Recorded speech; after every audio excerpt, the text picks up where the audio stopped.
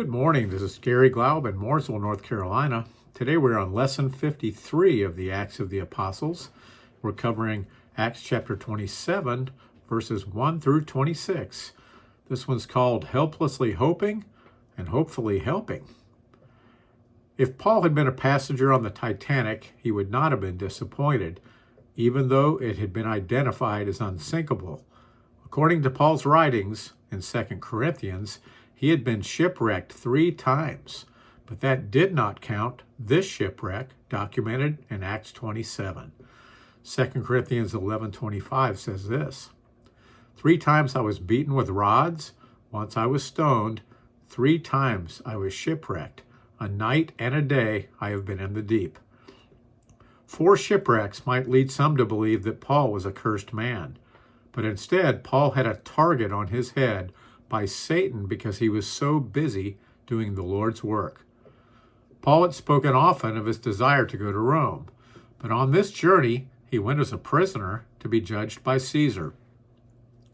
Once again he had been imprisoned in Caesarea for over 2 years. This voyage would occur very late in the season. It made me think of the book and movie The Perfect Storm. Typically from November to March, ships spent the winters in harbor, and specifically in a harbor where the ship would not be battered by waves or damaged by winds. Summer was the best time to sail, but one specific verse in today's passage tells us that they were sailing in October. And as ships did not sail in winter, these sea passages between September and November were the most dangerous. Let's read the first passage today. Acts chapter 27, verses 1 through 8 says this, And when it was decided that we should sail to Italy, they delivered Paul and some other prisoners to one named Julius, a centurion of the Augustan regiment. So entering a ship of Adramyttium, we put to sea, meaning to sail along the coasts of Asia. Aristarchus, a Macedonian of Thessalonica, was with us. And the next day we landed at Sidon, and Julius treated Paul kindly and gave him liberty to go to his friends and receive care. When we had put to sea from there, we sailed under the shelter of Cyprus, because the winds were contrary. And when we had sailed over the sea, which is off Cilicia and Pamphylia, we came to Myra, a city of Lycia. There the centurion found an Alexandrian ship sailing to Italy, and he put us on board. When we had sailed slowly many days, and arrived with difficulty off Cnidus, the wind not permitting us to proceed, we sailed under the shelter of Crete off Salmone. Passing it with difficulty, we came to a place called Fair Havens, near the city of Lasea. Paul was placed on a ship to Italy, specifically Rome, and we can see that he had been reunited with both Luke and Aristarchus. For those who don't see Luke in this passage, notice that Luke begins this chapter by stating, And when it was decided that we should sail to Italy. The word we is how Luke includes himself in the action. This historical description by Luke of a shipwreck is unquestionably accurate, and is probably the best description of that time concerning the steps taken in a shipwreck. This first verse of our passage also reminds us that Paul was a prisoner, and a Roman centurion was responsible for getting Paul to Rome. We also can notice that for some reason they were sailing along the coasts from port to port rather than sailing in open water. This could have to do with the condition of the ship they were sailing. Or it also could be that because it was late in the season, they were not taking any chances. Julius, the centurion, allowed Paul to disembark the boat when they arrived in Sidon. And this verse tells us that Paul went to his friends there to receive care. This is translated as to refresh himself in other versions of the Bible, but it does appear that Paul was sick. After leaving Sidon, they remained inland of Cyprus, as the winds were rough. Once again, along the coastlines is much more protected than being completely exposed on open water. And Myra the centurion found a ship that could take them the rest of the way to Rome, and it sounds like it was an Alexandrian grain ship. The weather started getting rough. The ship was tossed. If not for the courage of a fearless God, the ship would be lost. The weather was getting worse, and the wind greatly slowed their trip. Crete is 160 miles long, and Fair Havens is on the south end of Crete. They made it to the port, but Fair Havens was unsafe in the winter. Let's read the next passage. Acts chapter 27, verses 9 through 12 says this.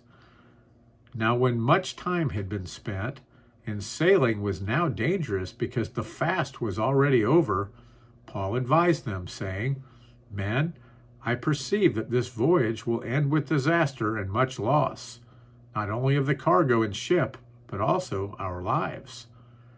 Nevertheless, the centurion was more persuaded by the helmsman and the owner of the ship than by the things spoken by Paul. And because the harbor was not suitable to winter in, the majority advised to set sail from there also, if by any means they could reach Phoenix, a harbor of Crete opening toward the southwest and northwest, and winter there. Luke reminds us that the fast was already over, which tells us that the feast of Yom Kippur, the Day of Atonement, had come and gone. That occurs on the 10th day of the 7th month on the Hebrew calendar, the 10th of Tishri.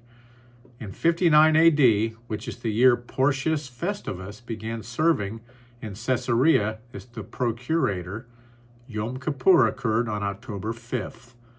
They were certainly sailing during the most dangerous time of year.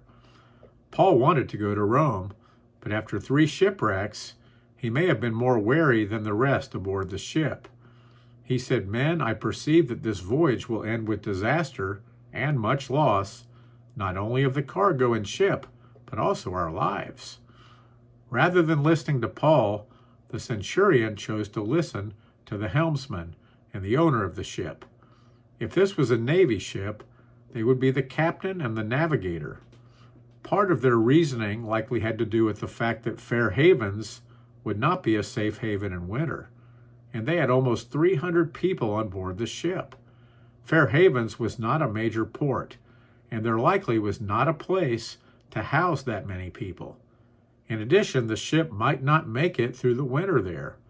They set sail for Phoenix, about 40 miles away, with a goal of wintering there. Let's read the next passage. Acts chapter 27, verses 13 through 20 says this. When the south wind blew softly, supposing that they had obtained their desire, putting out to sea, they sailed close to Crete.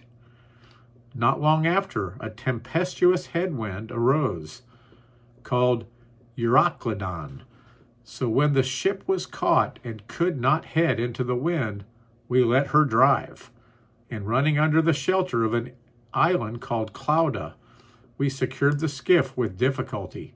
When they had taken it on board, they used cables to undergird the ship, and fearing lest they should run aground on the Syrtis sands, they struck sail and so were driven. And because we were exceedingly tempest-tossed, the next day they lightened the ship.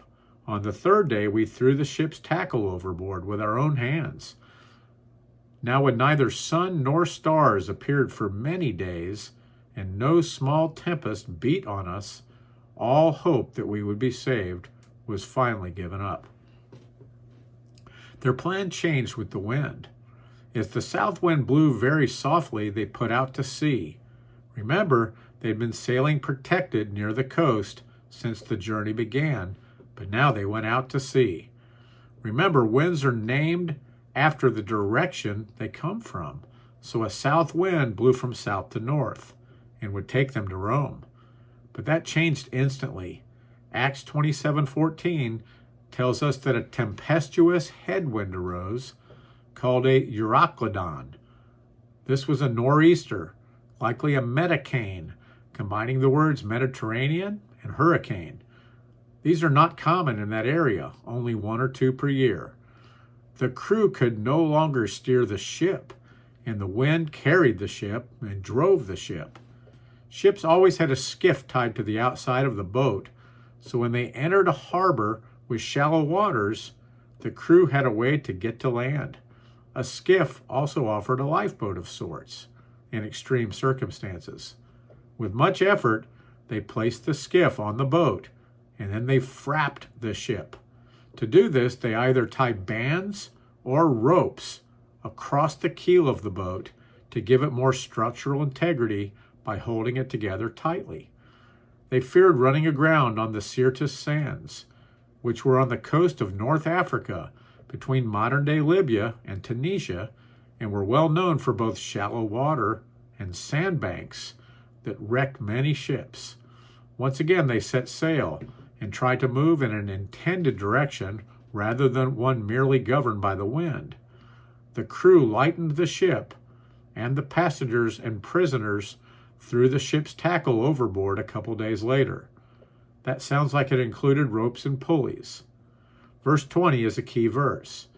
Now when neither sun nor stars appeared for many days, and no small tempest beat on us, all hope that we would be saved was finally given up. Without sun and without stars points to a ship without any navigation. Once again, Luke is the king of understatement when he states, no small tempest beat on us. What he was saying is that they were besieged by a huge tempest. It wasn't small in any way. What is most noticeable is the crew and passengers have all grown hopeless, thinking they will lose their lives on this ship.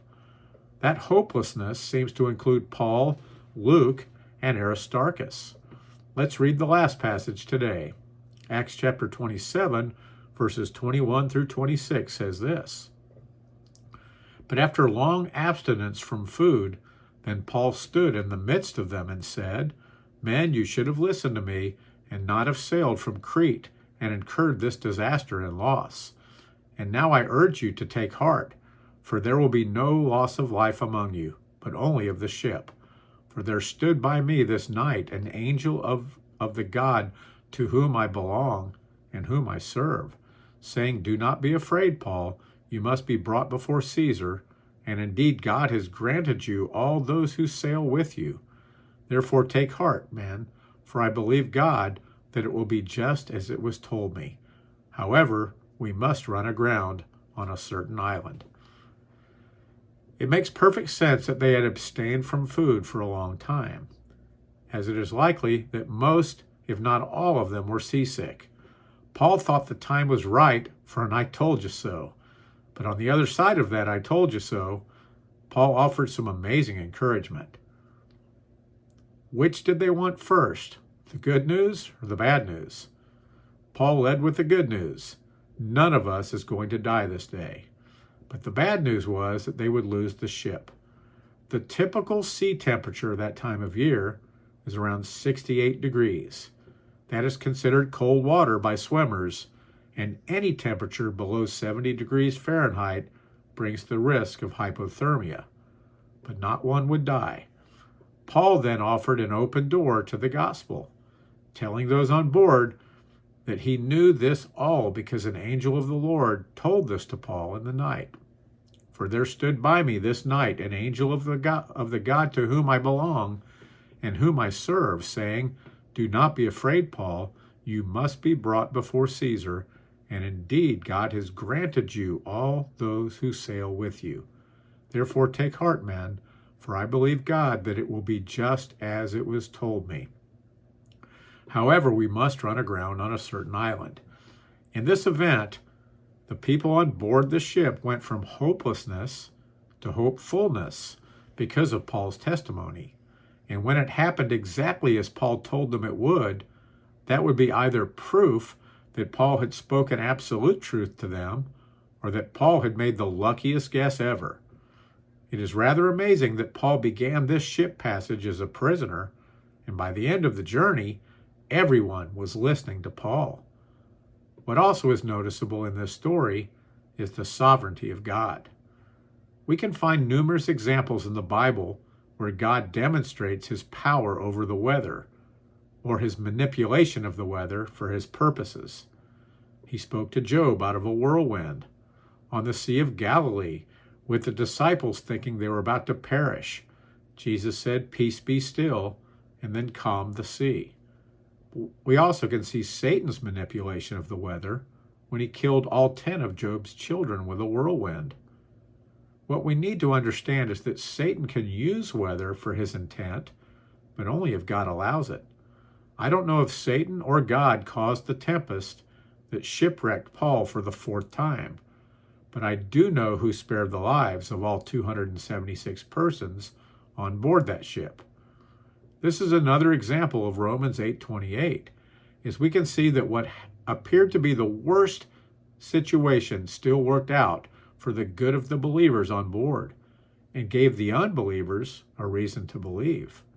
It also glorified God, demonstrating to all his greatness. Walking by sight would make anyone wonder if this was the end of the line, but walking by faith brought peace, that whatever happened was God's design. Even in the midst of hardship, as believers, we should understand that God is nearby. As he has promised to never leave us nor forsake us, why would he be distant when we need him the most? This is Garry Glaub in Mooresville, North Carolina. Have a blessed day.